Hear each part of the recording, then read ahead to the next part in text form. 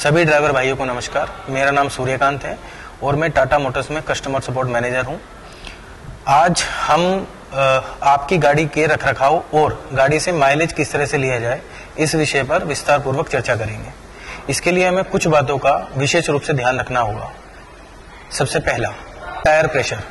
गाड़ी के अंदर टायर प्रेशर कितना होना चाहिए ये हमें टायर के ऊपर ही अंकित होता है। हमें टायर का प्रेशर उसी के हिसाब से रखना है। ओवर प्रेशर और अंडर प्रेशर गाड़ी में स्टेबिलिटी और इंजन में डीजल खपत के लिए जिम्मेदार हो सकता है।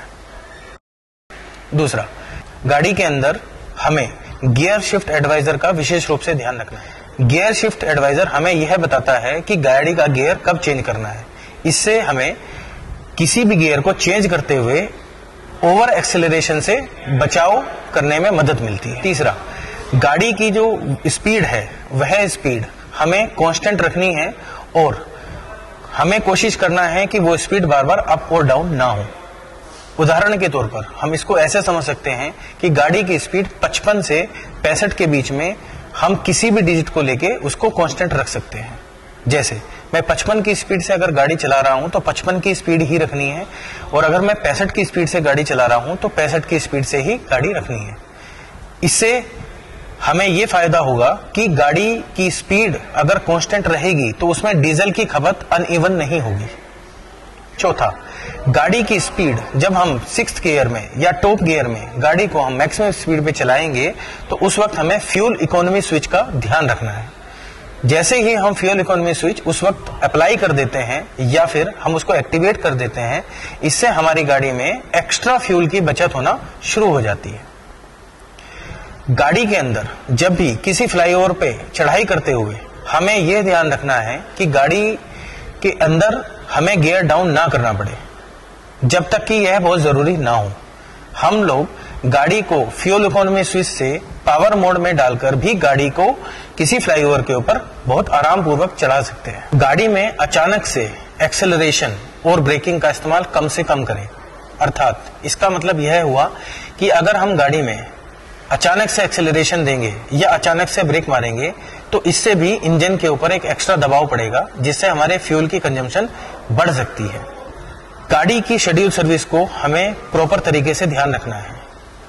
उदाहरण के तौर पर इसको हम ऐसे समझ सकते हैं कि गाड़ी की शेड्यूल सर्विस अगर किसी सर्टिफाइड किलोमीटर पे है तो हमें उसको उसी टाइम पे कराना है।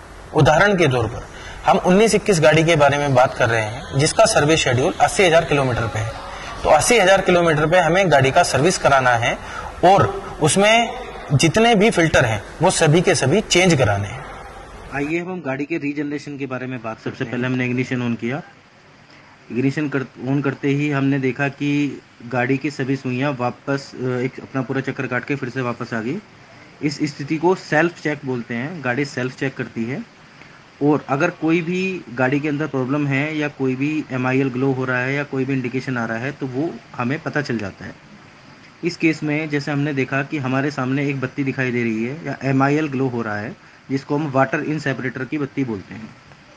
वाटर इन सेपरेटर की बत्ती तब हाईलाइट होती है जब गाड़ी के अंदर जो वाटर सेपरेटर है उसके अंदर पानी ज़्यादा हो जाता है। वाटर सेपरेटर डीजल टैंक के बाद लगा होता है और इसका काम डीजल से पानी को अलग करने का होता है। अगर यह वाटर सेपरेटर जो कि हमें टाइम टू टाइम क्लीन करते रहना है, साफ़ करते रहना है, इसका पानी निकालते रहना है, अगर हम ये पानी नहीं निकालते हैं तो इससे ये पानी का इंजेक्टर में जाने का डर होता है जिससे इंजेक्टर के ख़राब होने का खतरा बना रहता है। इस स्थिति में अगर इंजेक्टर ख़राब होते हैं तो वो ऑपरेशनल फेलियर माना जाता है और उस ऑपरेशनल फेलियर को कवर कस्टमर के द्वारा ही कराया जाता है। इसकी कोई वारंटी मान्य नहीं होती है। अब हमने गाड़ी को स्टार्ट किया और हमने देखा कि गाड़ी स्टार्ट जो हुई है वो हैवी मोड में स्टार्ट हुई है। गाड़ी जब भी आप स्टार्ट करेंगे वो हैवी मोड में ही स्टार्ट होगी और हैवी मोड से लाइट मोड आपको गाड़ी के अंदर डालना होगा। गाड़ी को लाइट मोड में डालने की जो स्थिति होगी जब गाड़ी आपकी 60 की स्पीड पे है या 50 की स्पीड पे है या वो स्पीड जो आपने निर्धारित की है और गाड़ी आपकी टॉप गियर में है और गाड़ी आपकी हाईवे पे है, तब आपको ये लाइट मोड डालना है। इससे आपके फ्यूल की बचत होगी। अक्सर ये देखा गया है कि ड्राइवर भाई हैवी मोड में ही गाड़ी चलाते हैं जिससे उन्हें माइलेज की शिकायत होती है। तो कंपनी ने ये लाइट मोड बटन जो दिया है वो इसी को ध्यान में रखते हुए दिया है कि जिससे हम हाईवे पे किसी भी तरीके से फ्यूल को बचा सकें और अपना KMPL या जिसे हम माइलेज बोलते हैं उसके अंदर इम्प्रूवमेंट कर सकें। आइए अब हम गाड़ी के रीजनरेशन के बारे में बात करते हैं। गाड़ी में 2 तरह का रीजनरेशन होता है। पहला ऑटोमेटिक रीजनरेशन। ऑटोमेटिक रीजनरेशन जब आपकी गाड़ी चल रही है वो ऑटोमेटिक रीजनरेशन हो जाएगा और उसका इंडिकेशन आपको डैशबोर्ड पे दिखाई देगा। जैसे इस स्थिति में हमने यहाँ पे देखा मैनुअल रीजनरेशन एक्टिव शो हो रहा है। ऑटो रीजनरेशन की केस में मैनुअल की जगह ऑटो लिखा आएगा। हमेशा ये प्रेफरेंस हम देते हैं कि गाड़ी में ऑटो रीजनरेशन ही हो। ऑटो रीजनरेशन ना होने की स्थिति में ही ड्राइवर को मैनुअल रीजनरेशन करना है।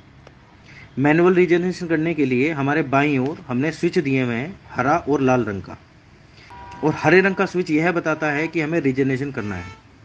अगर हमारी गाड़ी मैनुअल रीजनरेशन मांग रही है तो उस केस में हमें हरे बटन को 5 सेकंड तक दबा के रखना है, और जैसे ही हम 5 सेकंड तक उसको दबा के रखते हैं तो हमारा मैनुअल रीजनरेशन एक्टिव हो जाता है। आपकी गाड़ी में मैनुअल रीजनरेशन की स्थिति में RPM 2000 RPM के आसपास पहुंच जाएगा। आपको यह भी फील होगा कि गाड़ी ओवर रेस हो रही है। कृपया इस स्थिति में ना घबराएं।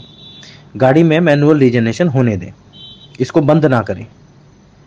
जैसे ही गाड़ी में साइलेंसर में जमा हुआ कचरा साफ हो जाएगा, ये RPM ऑटोमेटिकली नीचे आ जाएगा और आपकी गाड़ी यथास्थिति में बिल्कुल सही हो जाएगी, तैयार हो जाएगी आगे की ट्रिप के लिए।